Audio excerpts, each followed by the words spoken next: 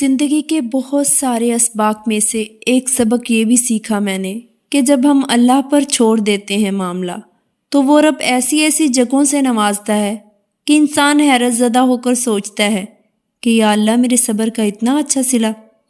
ہم لوگ یہ سوچنے لگ جاتے ہیں کہ جس نے برا کیا اس کے ساتھ کچھ ہوا ہی نہیں، یہ نہیں دیکھتے کہ اللہ ہمیں دنیا میں کیا کیا دے رہا ہے اس کے بدلے۔ اور جہاں تک بات اگلے کے مکافات عمل کی تو وہ اللہ بہتر جانتا ہے کہ کب کس کو کیسے اور کیا سبق دینا ہے۔ صرف ایک بار دل بڑا کر کے اپنا معاملہ اللہ پر چھوڑ کر دیکھیے۔ کبھی کبھی صبر کی رسی تھامے رکھنے سے ہاتھ چھلنی ہو جاتے ہیں۔ ایک وقت آتا ہے جب ہاتھوں سے خون بہنے لگتا ہے، تکلیف حد سے بڑھ جاتی ہے، انسان کا صبر کا پیمانہ لبریز ہونے لگتا ہے، انسان تھک جاتا ہے صبر کرتے کرتے۔ ہوتا ہے ایسے جب ارد گرد اندھیرا دکھائی دیتا ہے، کچھ سمجھ نہیں آتا کہ اب کہاں جائیں۔ بس جب تکلیف اس مقام پہ پہنچ جائے تو اتنا سمجھ لینا کہ اب مدد بہت قریب ہے، اب بہت جلد حالات بدلنے والے ہیں۔ حوصلہ رکھنا، امید مت چھوڑنا، تمہارا یہ صبر کرنا رائے گا نہیں جائے گا، دعائیں ضرور قبول ہوں گی تمہاری بہت جلد۔ بس اس رب سے نا امید نہ ہونا۔ ہماری زندگیوں میں ہر طرف سے ہر طرح کی بے شمار پریشانیاں ہیں، ٹینشن، ڈپریشن، ہر جگہ لوگ دنیاوی تکلیف سے دوچار ہیں، ذہنی مریض ہیں، انہیں اپنی پریشانیوں کا حل کہیں نظر نہیں آتا۔ لیکن جب اللہ پاک انہیں دن میں 5 وقت بلاتے ہیں تو اندھے بہرے ہو جاتے ہیں، انہیں وہ کامیابی، وہ ذہنی سکون نہیں حاصل ہوتا، کیونکہ ان کے اندر اسے حاصل کرنے کی چاہ ہی نہیں ہوتی۔ اور پھر اللہ پاک نے جس کے نصیب میں اپنا سجدہ لکھا ہے صرف وہی اسے ادا کرے گا، کیونکہ جب اللہ پاک کسی سے ناراض ہوتے ہیں تو اسے اپنے آگے جھکنے سے روک دیتے ہیں۔ ہمارے اوپر دن میں صرف 5 وقت سجدے فرض کیے گئے ہیں، اگر وہ بھی ہم نہ کر سکیں تو بہت ہی غلط بات ہے۔ ہمیں دن میں صرف 5 وقت اس کے سامنے جانا ہے، اس کے آگے جھکنا ہے، اپنی ساری پریشانیاں، اپنے سارے غم اور دکھ اسے بتانے ہیں۔ بے شک وہ سب جانتا ہے لیکن ہم سے سننا چاہتا ہے، وہ چاہتا ہے ہم ہمیشہ اس کی مدد مانگے۔ وہ بے شک وہ سنتا ہے، صرف وہی تو ہے جو ہماری سنتا ہے، جو ہماری سننے والا ہے، ہمیں کبھی نظر انداز نہیں کرتا، ہم سے ناراض بھی ہوتا ہے تو ہم سے رزق نہیں چھینتا، ہماری ہمیشہ حفاظت کرتا ہے۔ بے شک نماز ہی وہ عبادت ہے جو ہمارے دلوں کو سکون میں رکھتی ہے اور ہماری دنیا اور آخرت کی کامیابی کا ذریعہ ہے۔ جب ہم وضو کرنے کے لیے کھڑے ہوتے ہیں تو پہلے ذہن سکون کی طرف سفر کرنا شروع کرتا ہے۔ جیسے جیسے وضو کا پانی اوپر پڑتا ہے ویسے ویسے ہم پاکیزگی محسوس کرتے ہیں، پھر ہم سکون قلب کو اپنے اندر اترتا ہوا محسوس کرتے ہیں۔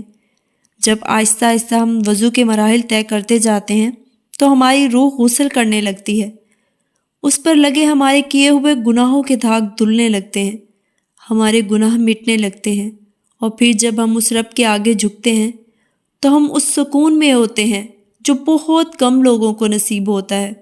وہ سکون جس کو انسان پوری دنیا میں ڈھونڈتا ہے، وہ سکون جس کو اللہ پاک پہاڑوں کی اونچائیوں پر رکھ رہے تھے، لیکن اللہ پاک نے اس سکون کو انسان کے دل میں رکھا تاکہ اسے ڈھونڈنے میں زیادہ مشکلیں نہ پیش آئیں۔